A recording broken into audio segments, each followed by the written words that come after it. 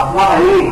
عريض. يعني ايه عظمها عريض؟ يعني لو هي مليانه سنه هي ده انسب حاجه لجسمها، لانها لو خدت او عملت رجيم كده هتلاقي العظم هنا بارد، هنا بارد والفوق بارد، وانتوا عارفين طبعا المسائل العائليه دي هتبقى عمليه صعبه كده مع الراجل. صح؟ خلينا يعني عمليين واقعيين كده. طيب ده موضوع الايه؟ اللي هو العدو. طب الكعب بقى، قال لك الكعب ده لو احمر زي طماطمايه كده، زي التفاحه من غير الخضر اللي فيها. ها؟ ايوه كعب الغزال. ايوه بيقول كده. لا دلوقتي ما بيضربوش هنا حمراء. ايوه قال لك لو الكعب ده احمر معناه ايه؟ صلوا على النبي. واحد، هتلاقي الدورة الشهرية عندها تيجي بطريقة منتظمة، مفيش اضطرابات. اثنين، ملهاش ريحة عرق وحشة. ثلاثة، ما عندهاش املاح. أربعة، ما عندهاش تكيس على الموارد. عشان كده بعض الناس يقول لك انا بنتي اتجوزت واتجوزت واحد والحمل اتأخر، تروح تكشف هي كويسة، هو يكشف كويسين. طب المشكلة فين؟ بص على الكعب المقدم على طول نعرف المشكلة ايه. وضغطة بسيطة في الكعب ده الشهر اللي بعديه تلاقي الدورة انقطعت ومفروض بقت حاجة. موضوع بسيط جدا. موضوع بسيط فوق لا تتخيلوا، كل ده هنطبقه دلوقتي ان شاء الله. ماشي؟ ده طبعا ده في وقت الايه؟ الكعب. اي حد يدوس على الكعب ولا هي اللي تدوس؟ نعم؟ اي حد يدوس على الكعب ولا هي اللي تدوس؟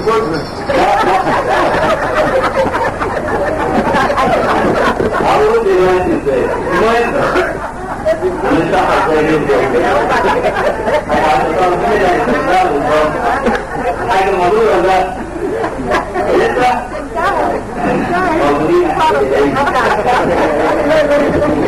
والله يسلمك. المهم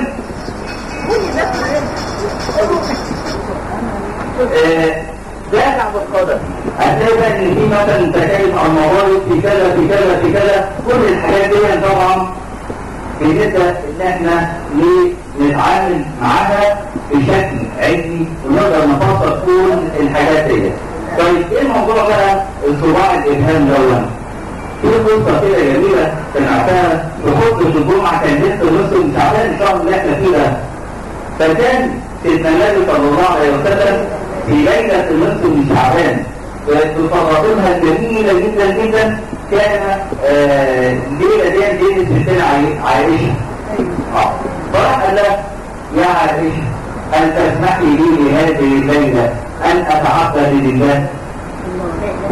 بعد ما خلاص صلى العشاء ونام وقال عن النبي صلى الله عليه وسلم وجدت النبي الملاصق لجد ستنا عائشه رضي الله عنه وارضاه. فراحت ستنا عائشه قالت له والله انا من ناحيتي ما اقدرش اخليكي طريقي ثانيه، تخليكي ثانيه او تبعد عني ثانيه، لكن ما دام هقرب ربنا انا ما اقدرش اقول لك حاجه. فراح امسك النبي صلى الله عليه وسلم وتوضا وصلى واطال صلى الله عليه وسلم السجود على الارض. فستنا عائشه قالت دلوقتي هيقوم، فبعد شويه هيقوم، فما قامش. فراحت خطر في قلبها ان قوة سيدنا النبي صلى الله عليه وسلم. فراحت وهو عامل رجله كده اهو، راحت مسكت صباع الابهام فحركوا سيدنا النبي صلى الله عليه وسلم. فعلمت انه على قيد الحياه فخلته يكمل عبادته. طبعا دي قصه كبيره قوي وانا قاعد بقى وسامع الطبيب ياه متمزج قوي من الحته دي. فبعد ما خلصت رحت قلت له يا مولانا